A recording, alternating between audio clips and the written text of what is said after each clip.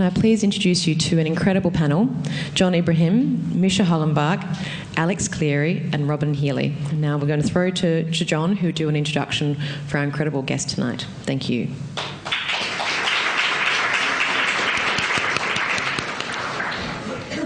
Fashion designer Gareth Pugh has received global recognition and wide critical acclaim for his outlandish clubwear and novel approach to redefining modern luxury. He challenges set attitudes towards clothing and design. As one of London's most exciting and innovative designers, Pugh produces immaculately made, nonsensically shaped wearable sculptures designed to distort the human body almost beyond recognition. Gareth is part of a collective British postmodern couture consciousness that has embedded itself into Paris and the rest of the world, shared by the likes of the late Alexander McQueen, John Galliano and Christopher Nemeth. These designers are storytellers that re-illustrate history, define the present and suggest a distant future, using theatrical haute couture shows, film, popular culture and architecture to allow us to live in the present through the eyes of fashion. Gareth invites us to connect with design free of rules, whilst reminding us that fashion and architecture are one of close proximity that can equally evolve through space, time and humanity. I have always been proud to share the birthplace of performance artist Leigh Bowery in this very city, Melbourne. An idea that Gareth and the world of fashion continue to pronounce, a message that fashion is speaking to you everywhere, in the clubs, bars, streets, on the internet, in schools and in this very conversation. Gareth certainly is one of the very few that keeps us reminded of this today. It is with my great pleasure that I introduce Mr. Gareth Pugh. Big round of applause from everyone in the audience.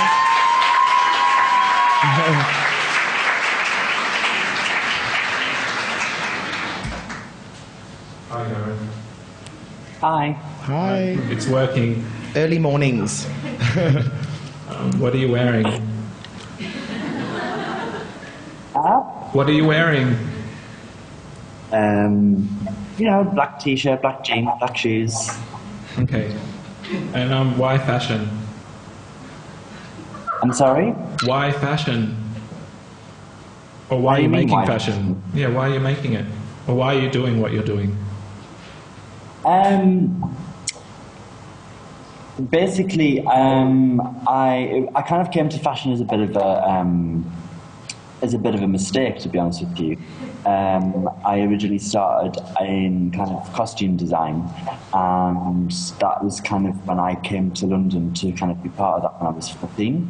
I got into the idea of being in London and doing something creative. I felt that costume design and theatre was a little bit of a dusty world, and I kind of found out about St Martin's and was very interested in the fact that it was both a fashion college and an art college. So those two things kind of came together, I suppose. And yeah, I mean, that's kind of my idea with fashion, is that I can do both fashion and sculpture. So it was kind of like a best of both worlds.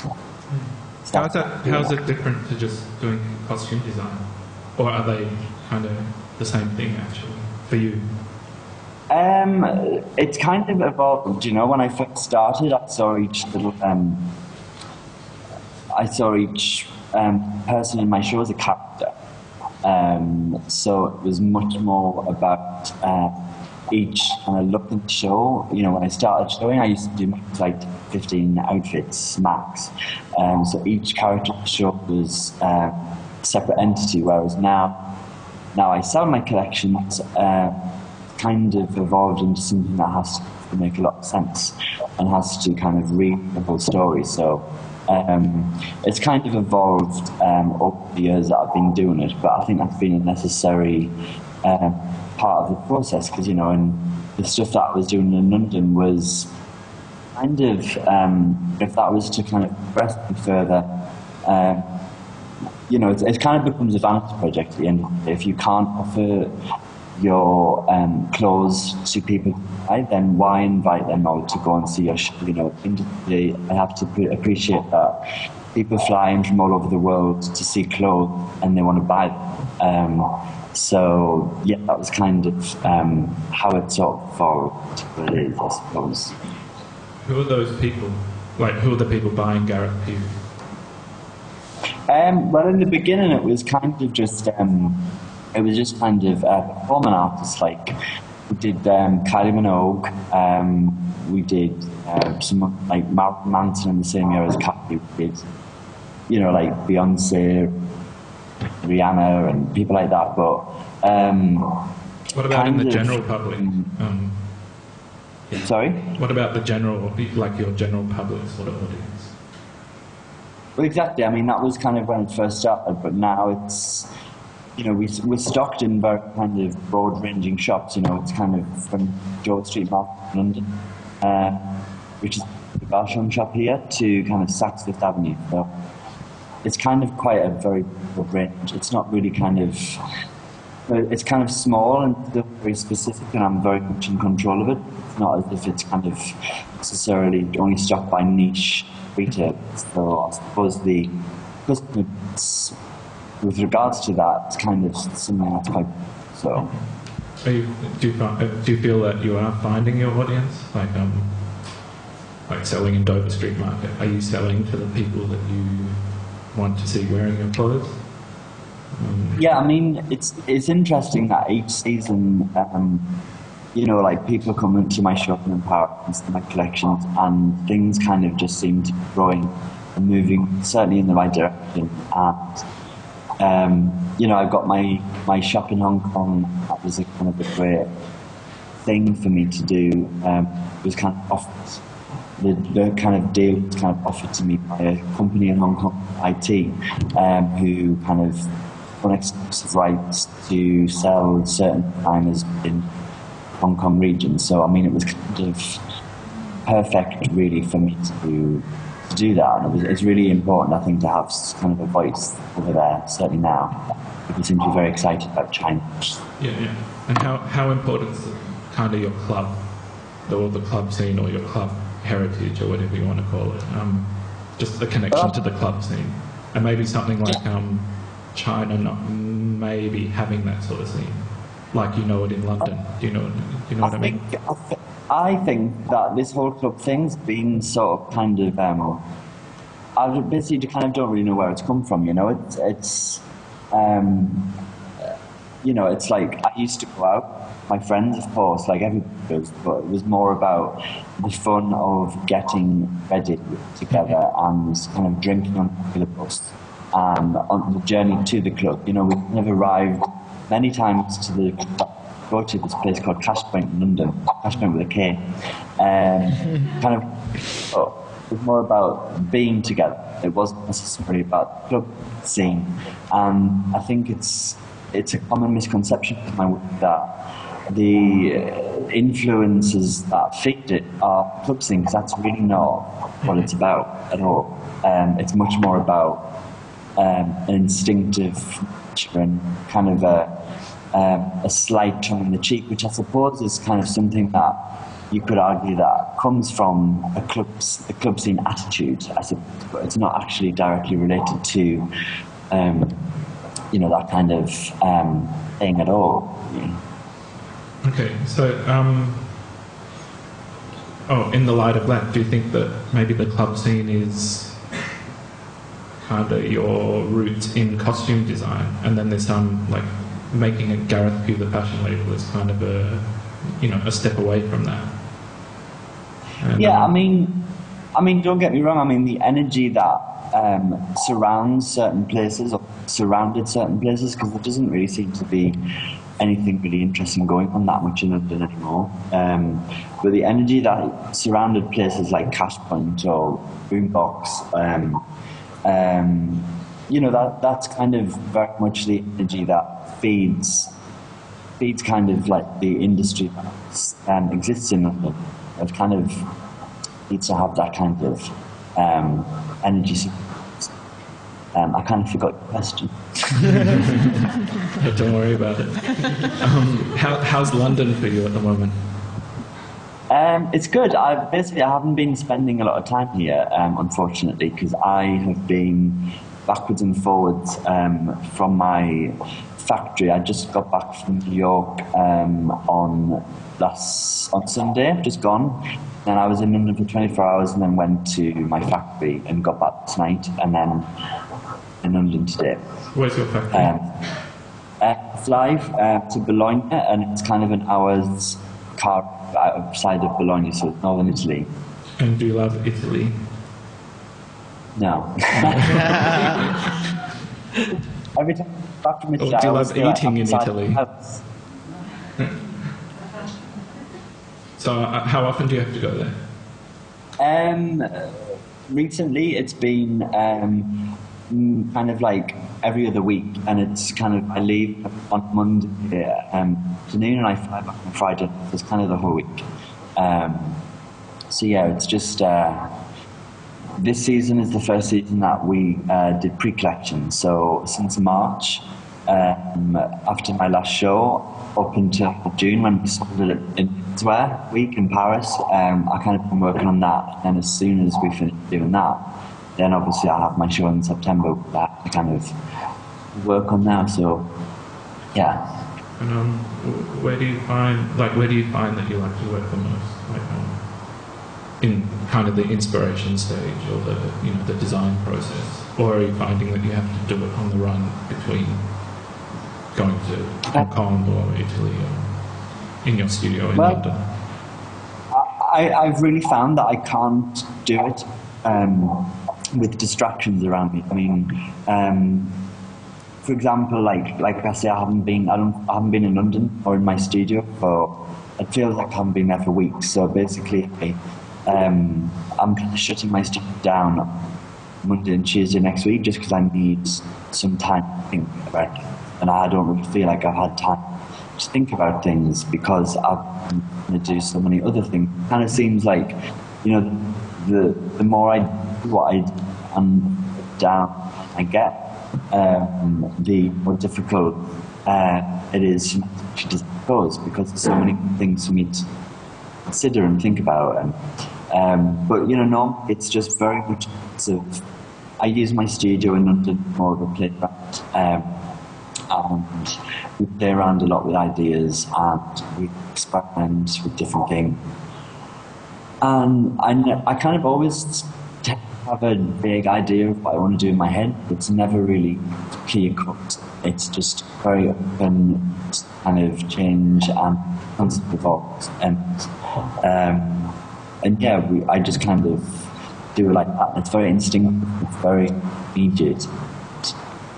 Once you see something that works or feels right, you kind of have to, and it's kind of quite, I suppose it's quite dangerous, because, if for example, one time it didn't kind of hit me, that kind of like light bulb didn't, I suppose, I'm screwed, but,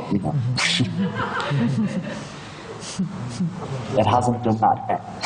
Yeah, Gareth, we sort of have a comprehension of how, the success of your label and things like that. But can you tell us about your studio? I don't know if it's if it's all gold gilded pencils and things like that, or if it's covered in black latex or anything like that, or if you've got 1,000 assistants. How does it all work? Well, basically, my studio. I was very lucky to find the space because I was previously in a spot with a lot of Australians, actually.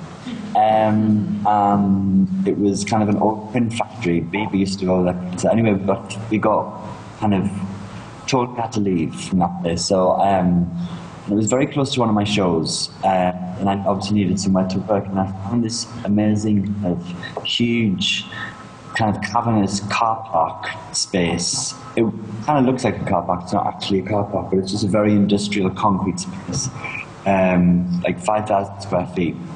And the guy who was running the space didn't really know what to do with it. It didn't have any lights, it didn't have any heating, it didn't have any electricity, apart from one plug socket right at the other end of the space. So I took it because I needed somewhere to work, and I'd worked in worse places.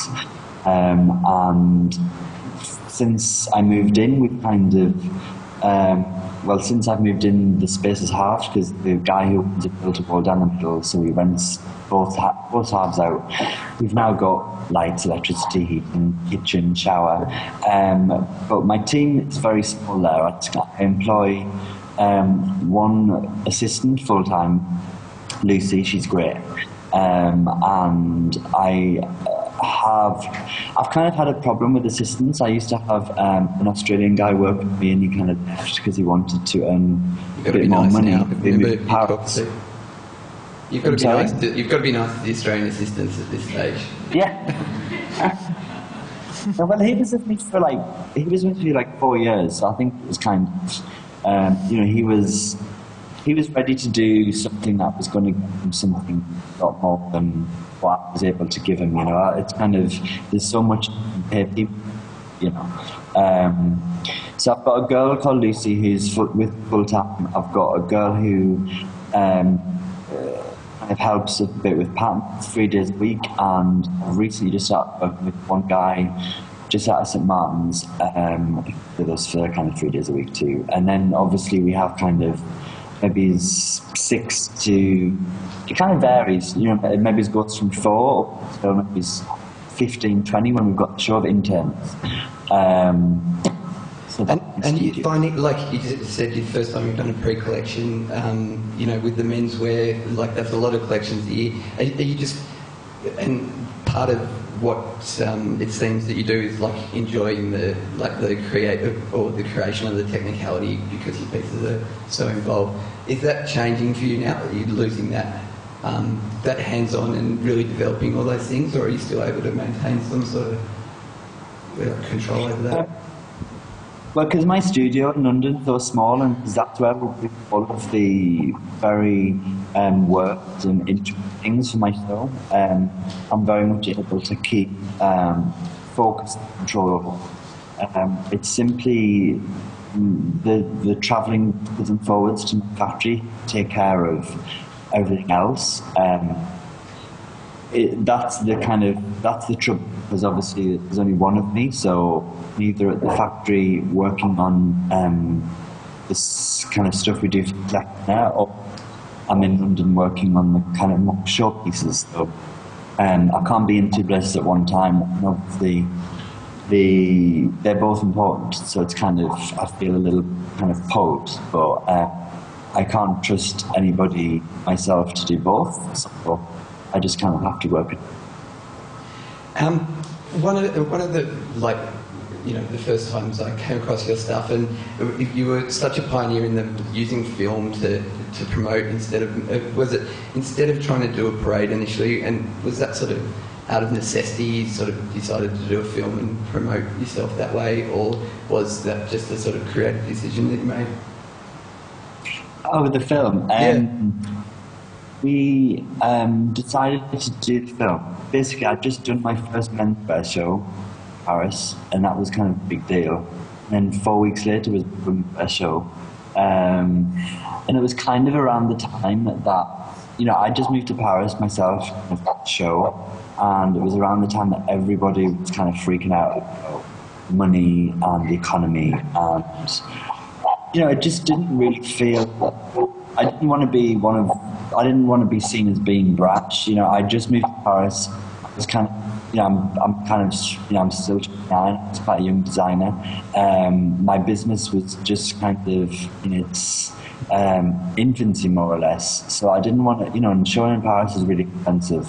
I didn't want to kind of look as I was trying to, own anything. It was.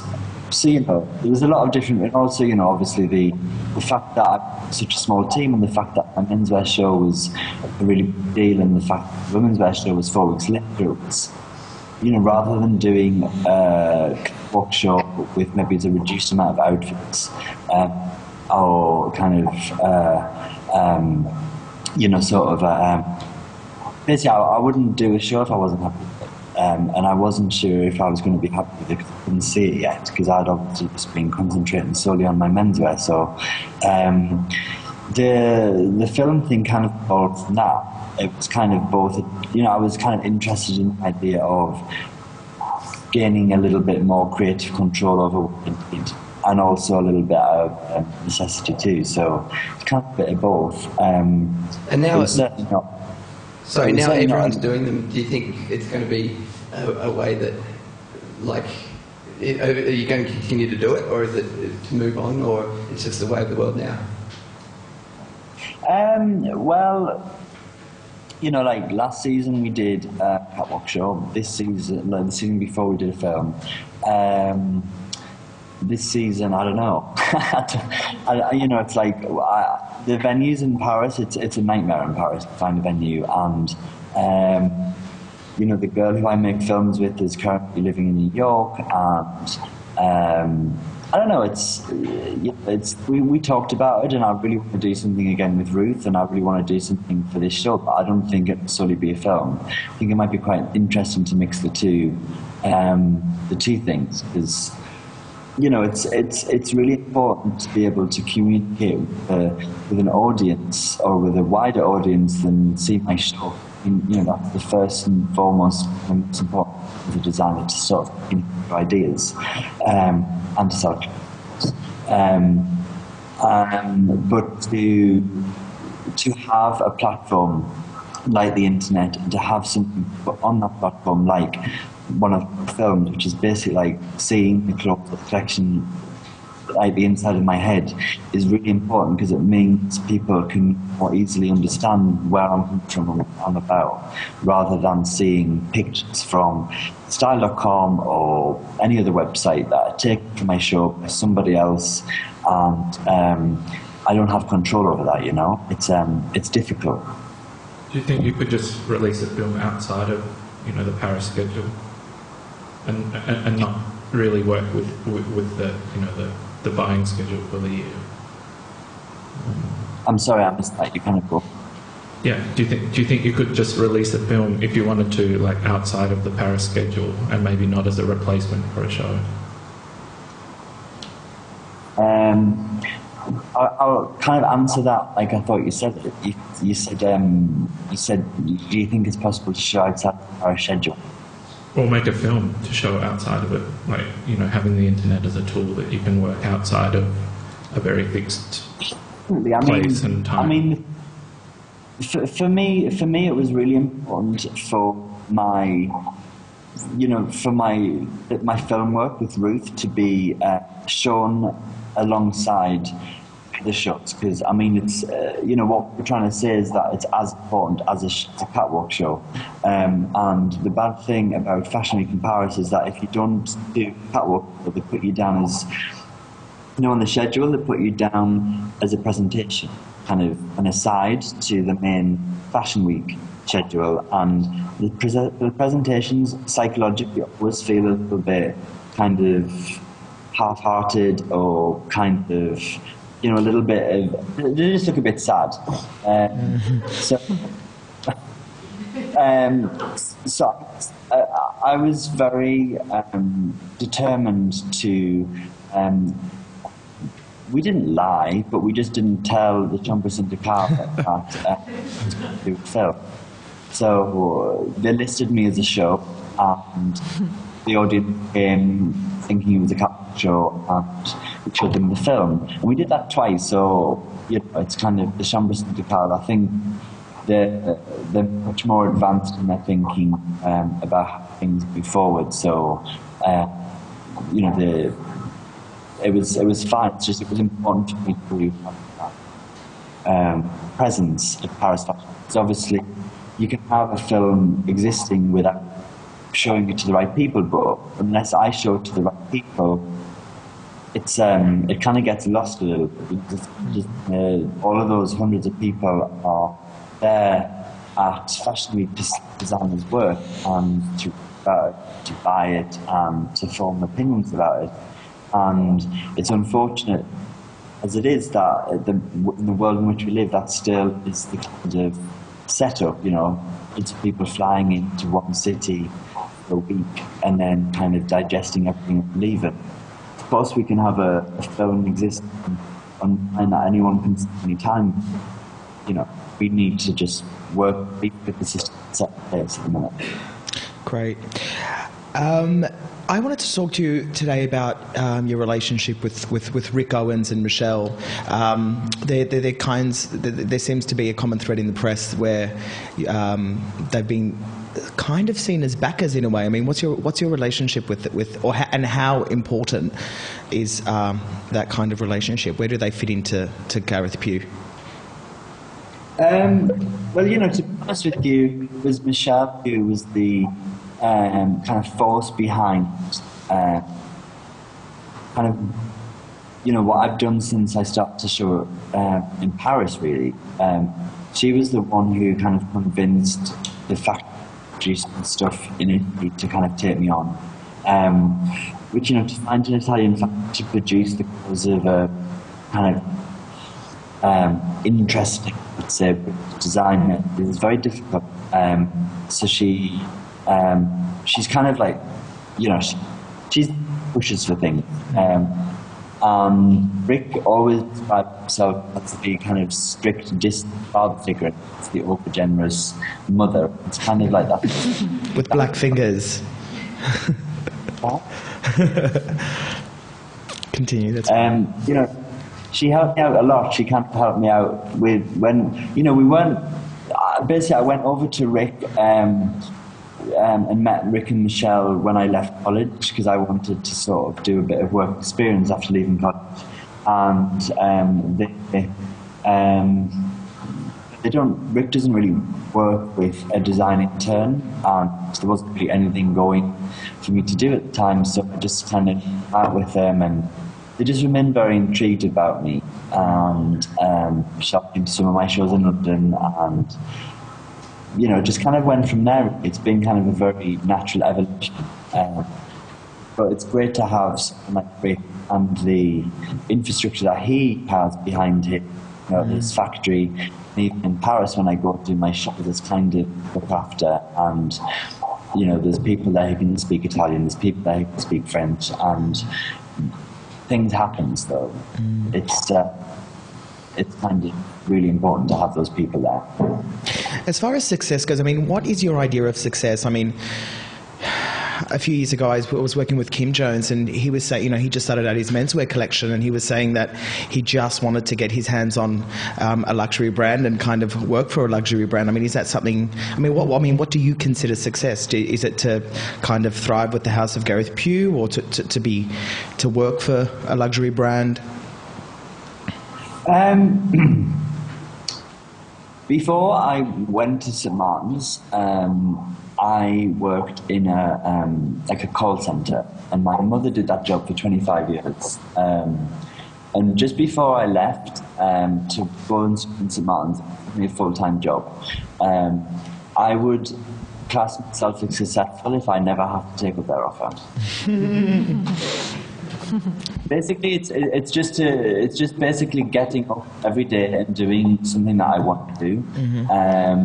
As long as I can do that, then for me, that's me being successful. It's like my parents both had jobs where, very often they hated what they did, and I'm fortunate enough to choose what I do. So. No one's telling me what to do, and I think that's my definition of success, and to maintain that's a great thing. I think that's quite refreshing. I couldn't ask for anything more. I just want to talk to you a little bit about China, since you've got your flagship store in Hong Kong. Correct? Mm-hmm. China represents some interesting territory that sits between you and designers here in Melbourne. What is your opinion about doing business in China? As far as mass manufacturing, and can you talk about you don't manufacture in Britain. Obviously, we've discussed that today. You manufacture in Italy, correct? As far as retail goes, I can't really talk about mass manufacture because we don't make anything in China. I sell my clothes in China, and obviously people are very excited about China, and it's one of the only economies that's actually growing at that. So, for me, it's like it's a great opportunity. But as far as anything else, I mean, we, like I say, we don't make book in China, we make all the nice stuff. So. And what was your term for the Chinese woman? I think you coined a term for describing the Chinese customer at Gareth Pugh. Well, it was Michelle actually who was kind of sort of prophesizing why and how it was important or work for me to have a store at least in China. And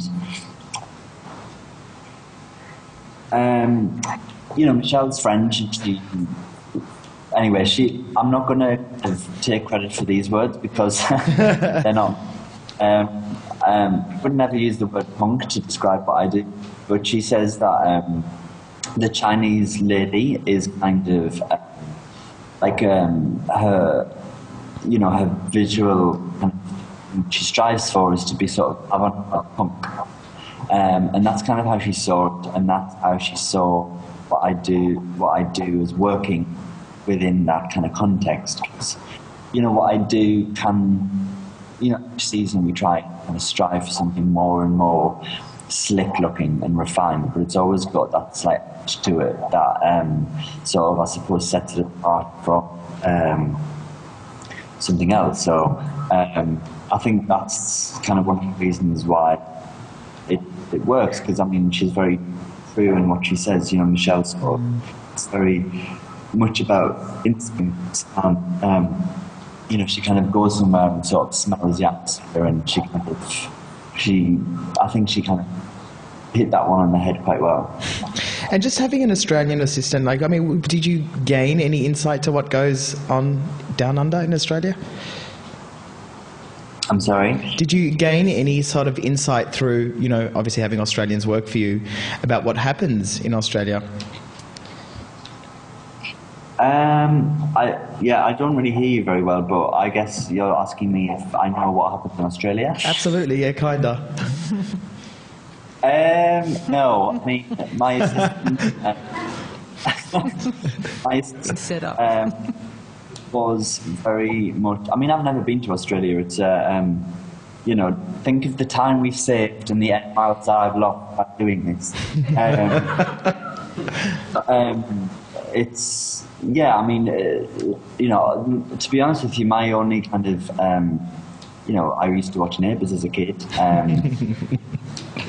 don't know, it seems like completely, I don't know, it's like, it's somewhere I've never been. I obviously know quite a lot of people who are from there, but from Henderson, the guy who I used to work with, it's very much just a kind of a big, he kind of was from Melbourne too. He lived in Melbourne and Sydney. So it's I only got the stories from obviously the city side. Obviously, Australia's incredibly diverse in the fact it's not just about that. So maybe one day I will understand the dichotomy. Any more questions, Robyn? Gareth, what are the little steps between finishing your university education that we don't read about and your first big break? That sort of transition period between leaving Central St Martin's and then becoming the Gareth Pugh label, so to speak. Yeah. Okay, do you want the abridgment? Yeah. Okay, so I left St Martin's in June of 2003, and when you leave St Martin's, you very quickly realise that you don't get offered something on a silver platter and it's all there for you. That doesn't happen, and nobody tells you about that, by the way, but it doesn't. And then, there was kind of nothing really, I didn't really want to kind of look for a job, per se, in the fact that I kind of just wanted to do my own thing.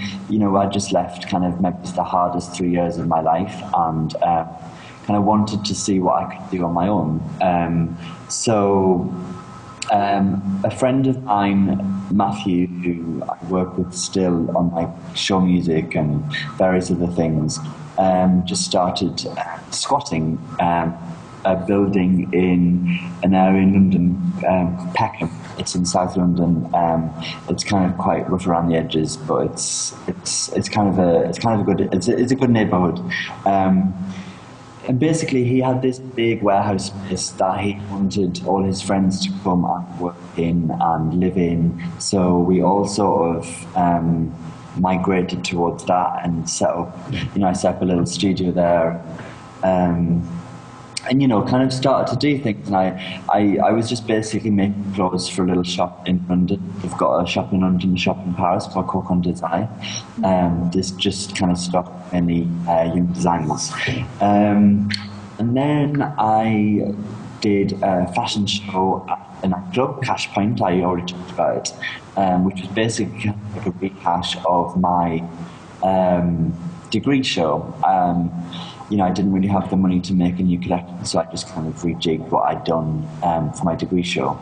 And basically, I just got asked to do that because, I just did it because it wasn't because I wanted to necessarily start in fashion. It was just a fun thing to be involved with. We've been going to Cash Point for years, so it was kind of like doing a show in front of your family. And after that, a stylist called Nicola Formichetti, who's very famous now, called me up and before I did that,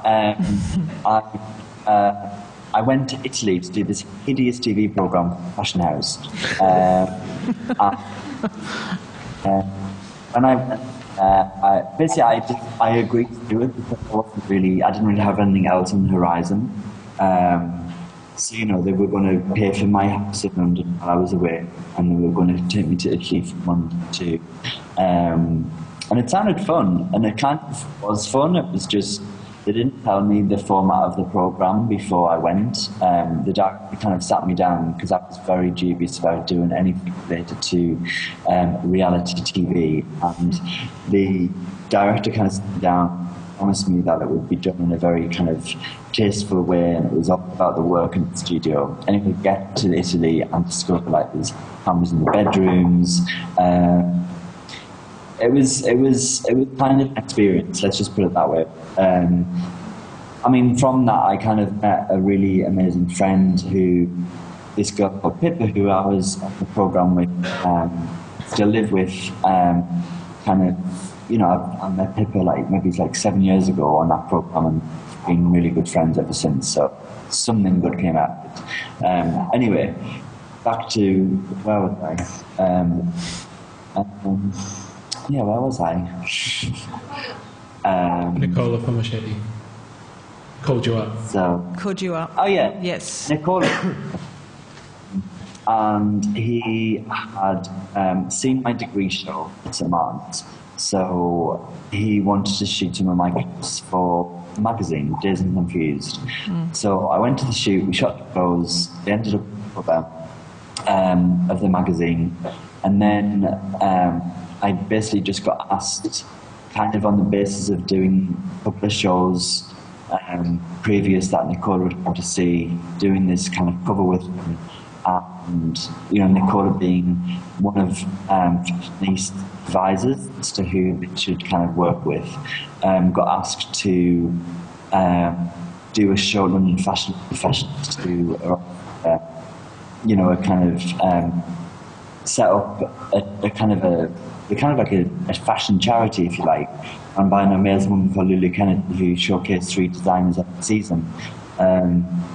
And they give you a bit of money to do your show, and they take care of everything else. So I did my show with Fashionees for 2 seasons, and I applied for New Generation, which is a top initiative at London Fashion Week, which provides designers with money to solo show, and it kind of went from there. So it was all kind of quite quick. It's all very unplanned.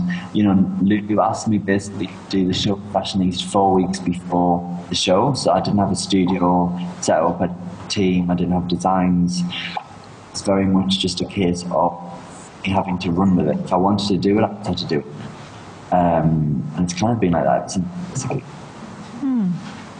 Okay, I've had some people tweeting in some questions from the audience, so I'd like to share you some of the questions that are coming from the audience.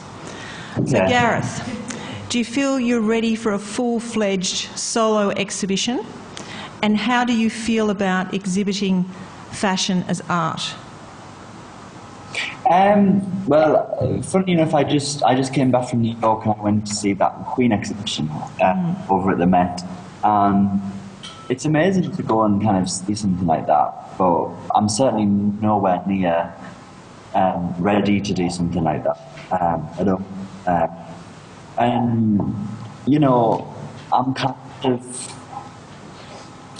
of like a little bit against the idea. It's great that you're like from the example, that all of those things that people only really have to see in kind of editing, you know, be there, and you can be so close to them. You can kind of appreciate how well they're made and how much time and effort's gone into them. I mean, that's really great.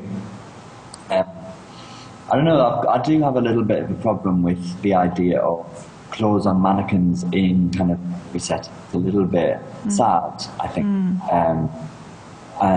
You know, clothes are meant to be worn. You know, I remember when McQueen did that Givenchy show when all the clothes were on mannequins and they kind of raised up from the ground. And they kind of just lost a little bit the fire or the energy that you have with the fashion show. You know, clothes are meant to be seen movement. So, but, you know, I mean, maybe it's when I am ready for my I've kind of figured out a way of doing that. You know? Okay, well, apparently you got to interview Beyonce and you asked her what it was like to be a Virgo. So, Gareth, what is it like to be a Virgo? Well, I asked her much more interesting questions than that, but they chose the most vanilla one.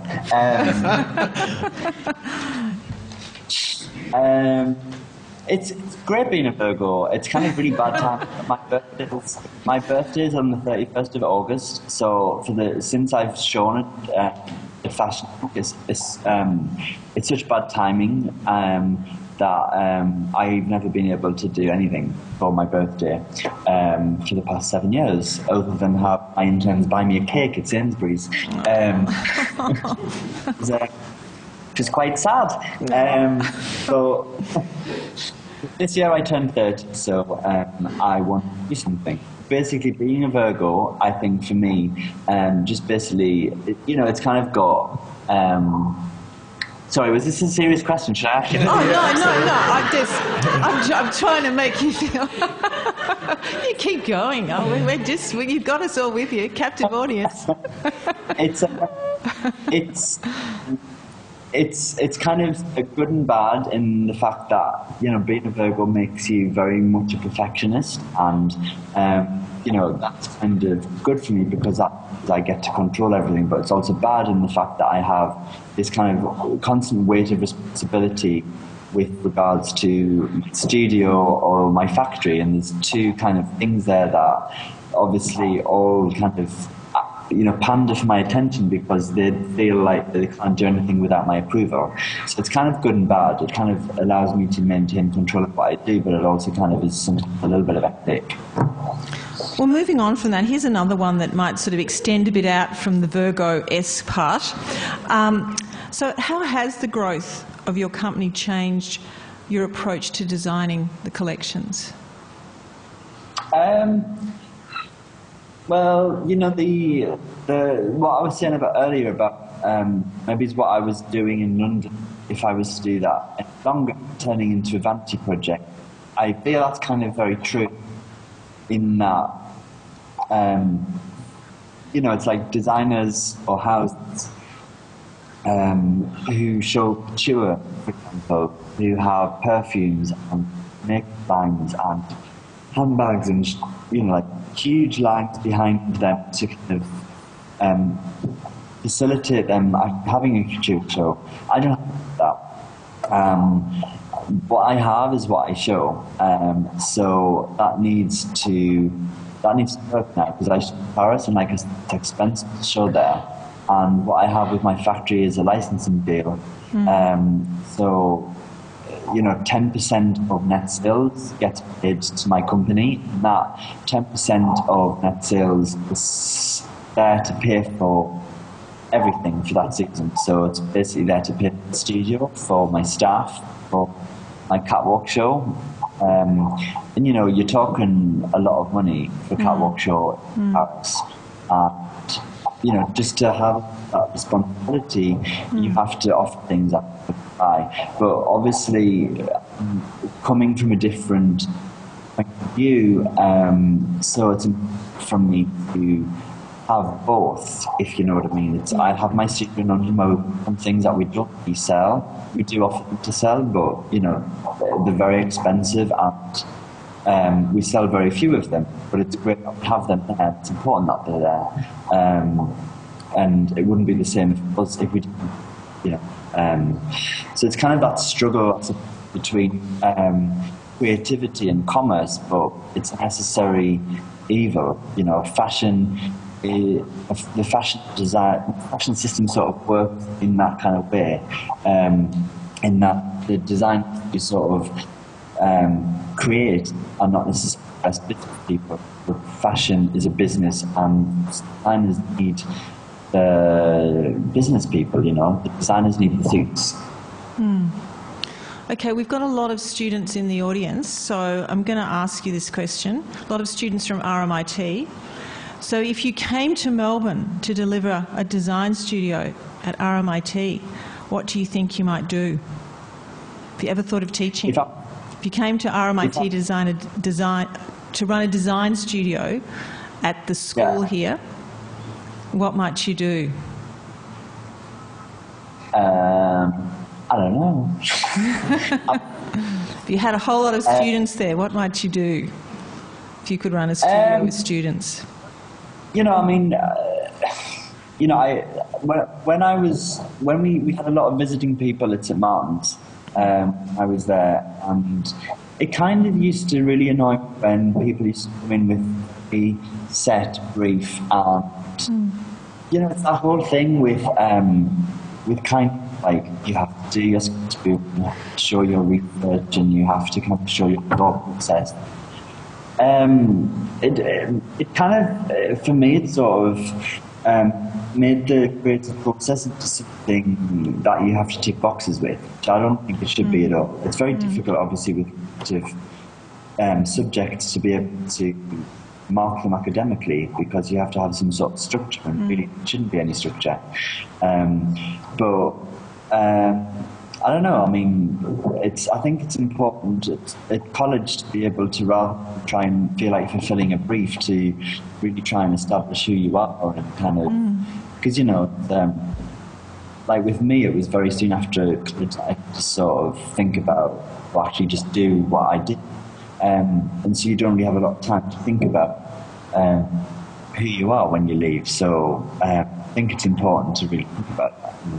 So maybe, as I would say, a very open brief about being very true to yourself, trying to get the most out. I don't know, it's kind of an answer. Sorry, I'm not a teacher. Yeah, no. It's just interesting. I mean, it's a very good way of looking at it, and we do have people that come and do that sort of studio.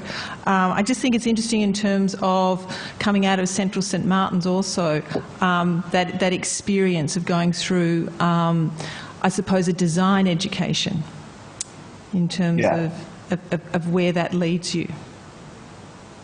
I mean,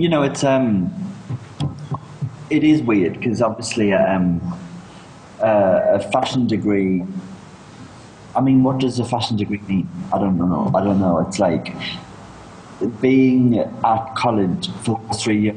It's basically like chance to experiment and play around and really feel what's right, what you want to do.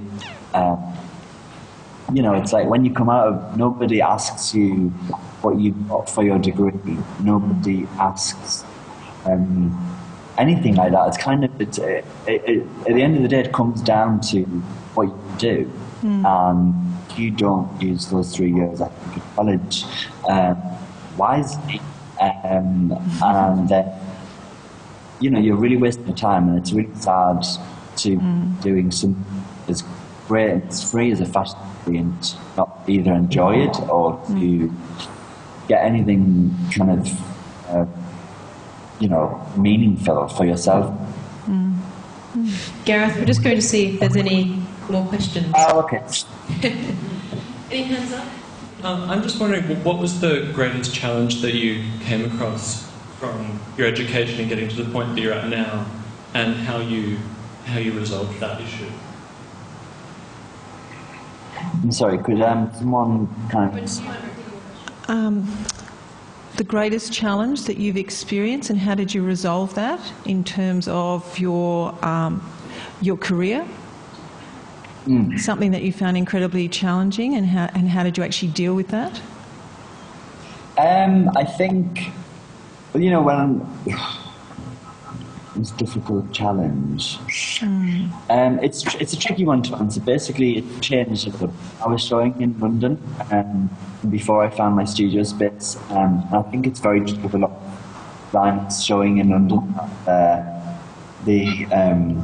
One of the biggest problems in London is studio space, which I know is not a very kind of deep and meaningful answer, but that was one of the biggest problems.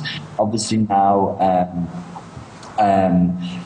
it's just basically trying to, my problem is trying to strike that balance between, like I was saying about the need that I have to sell my clothes and the need that I have personally to make those clothes say something other than I'm a jacket. You know, it's kind of like it needs to have something for them. So it's kind of a little bit of a fight, but I think it's necessary to have perfection with what you do. You know, what I do anyways deals with opposites, black or white, masculine, feminine. It's kind of nice to have that kind of fight. Gareth, just as one final question, just because we've got a lot of young designers in the audience, can you give us a little takeaway Gareth Pugh package? You know, when the going gets tough, what should we be thinking about? What would be your kind of little nugget of wisdom? Okay, so one final time, I didn't understand that at all. we're hoping for a little nugget of wisdom from you. So we've got a lot of young designers in the audience. And we're just wondering, what would be the sort of Gareth Pugh words of wisdom? Okay. I think people get very confused, I think, when thinking about fashion and design. You know, especially with fashion, because it's obviously, you know, you see it every day in stores, it's always got a price next to it, you see it in magazines. I think if you want to be a designer and you do this for a long time, you have to not think at all about how you're going to sell clothes. You shouldn't think in terms of commerciality. It should be more about the ideas, because the ideas, without the ideas, you don't have anything. You just have kind of a collection that you know, that you could get anywhere or you could see anywhere. It needs to kind of speak to the kind of level for people to actually kind of believe it and to want it ultimately. You know, it's if you, I kind of lost off what I was saying, but yeah, basically it's like anything can be made commercial, but unless you can start at the extreme. Not necessarily doesn't have to be, I don't mean extreme in terms of what I do, just kind of to the degree of where you can possibly take something, rather than starting in a mid-ground, like mid-ground, that a lot of people feel comfortable with. I mean, if people didn't push things, then fashion wouldn't evolve, and it needs to, and it's evolving, and it's ideal. So you know, as a young designer, that's the biggest thing you can bring to what you do and to the fashion industry in general is ideas. Think about. That's fantastic, Gareth. Thank you very much for the interview. Good to talk to you.